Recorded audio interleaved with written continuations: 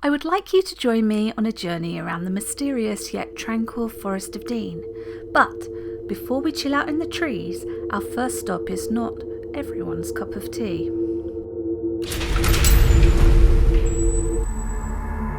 I didn't do it. Is he? It wasn't me. Get up.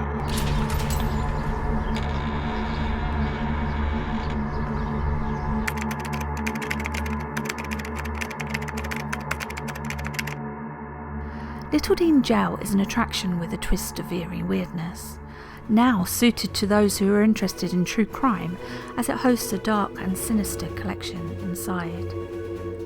I knew nothing about the history or its current contents at the time. Little Dean Jail was built in 1791 and has seen different uses over the years, such as a jail, a police station, a court, a storage facility, and now a museum not for the faint-hearted.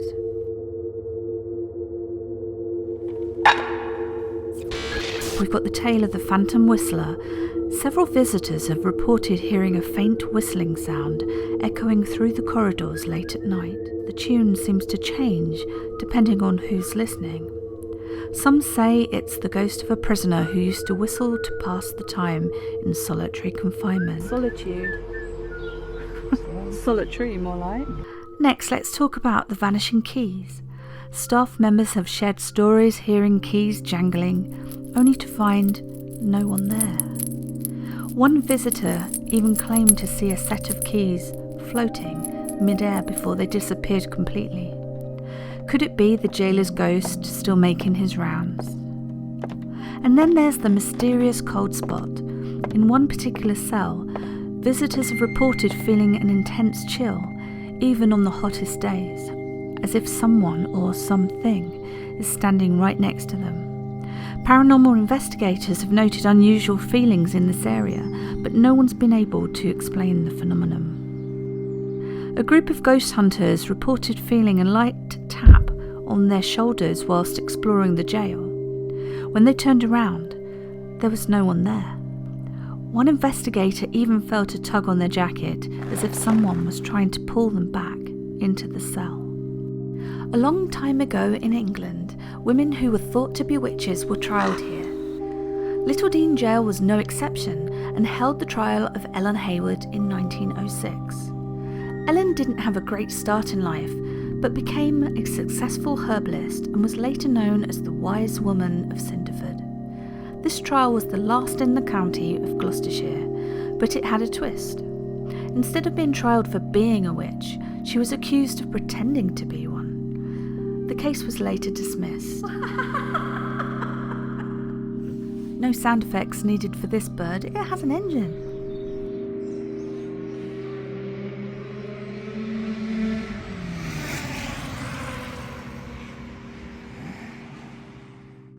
Let me take you now to a very special place.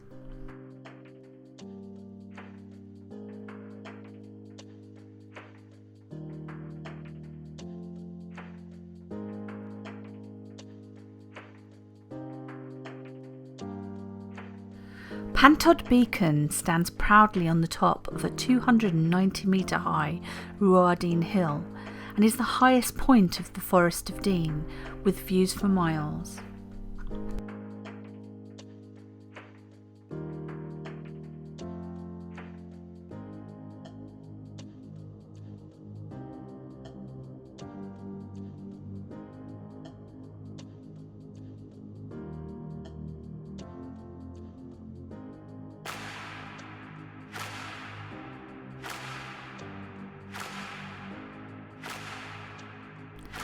The beacon plinth was unveiled on July the 10th, 2015 by the Lord Lieutenant of Gloucestershire, Dame Janet Trotter, although the beacon was built in 2002.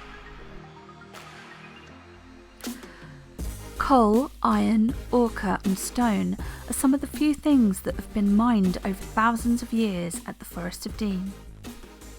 Dedicated to the miners killed at the Northern United.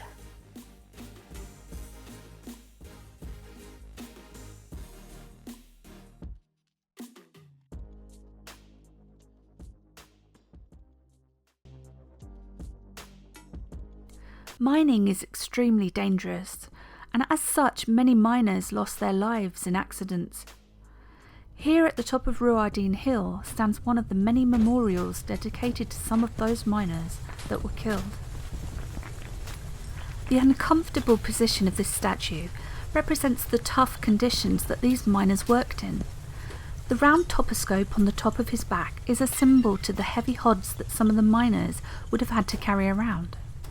A hod is essentially a container that would be filled with coal or other items to enable the miners to transport the contents around the site. May 31st, 2000. Power.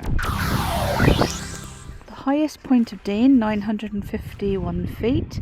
Tree Hill, 31 miles. Penny Yards, 4 miles. Hereford, 16 miles. Clee Hill, 37 miles. We can see the miner's lantern and his shoes.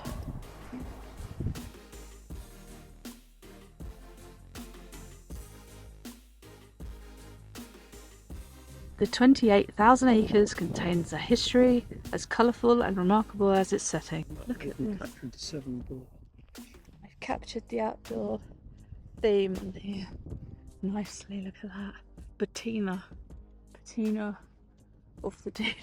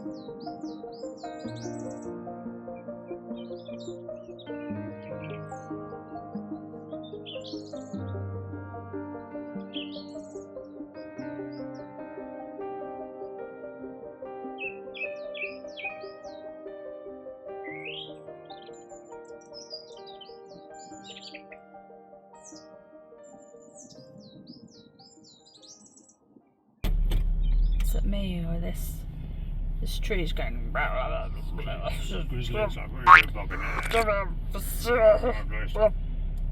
This is my forest.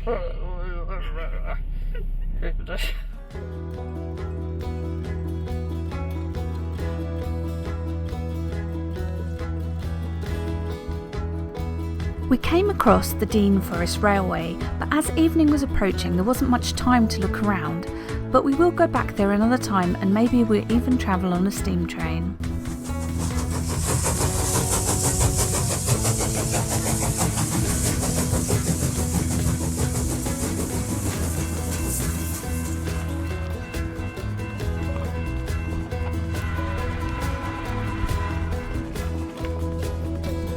See it. Choo-choo.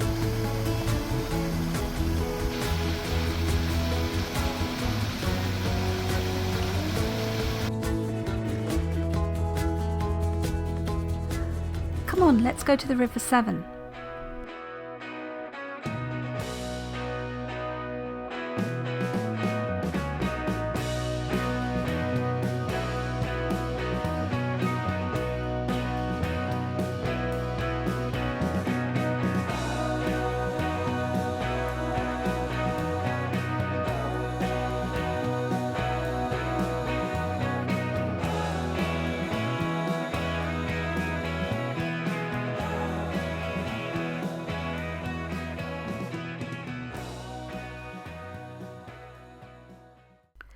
We also stopped briefly by the River Severn. Hello. The tide was out, so we didn't get to see much of the river this time. The River Severn experiences the Severn Bore, which many surfers like to catch and ride it. This happens around 250 to 260 times a year. There doesn't seem to be any deaths associated with the bore recorded. However, there have been many bodies found in the river over the years. The bore can travel around 10 to 13 miles an hour. To put that in perspective, an Olympic swimmer would not be able to outswim it at their 4.7 to 6 mile an hour. The water here is certainly dangerous and should never be taken lightly, whether there's a bore or not.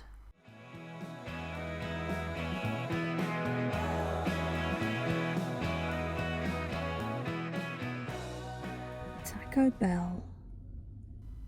Before the blood moon rose, we stopped for some fast food at Taco Bell. We parked next to a shop that had some blue lights on. Look at the blue light, it's making my fries look extra clubby.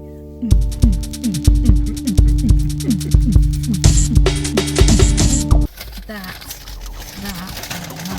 and those chicken Johnson Club fries.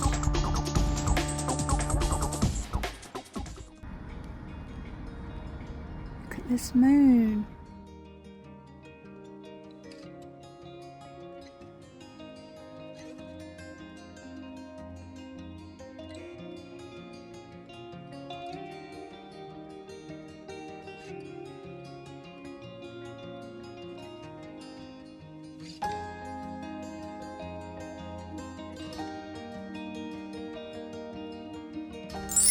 It has been wonderful to take you along with me today.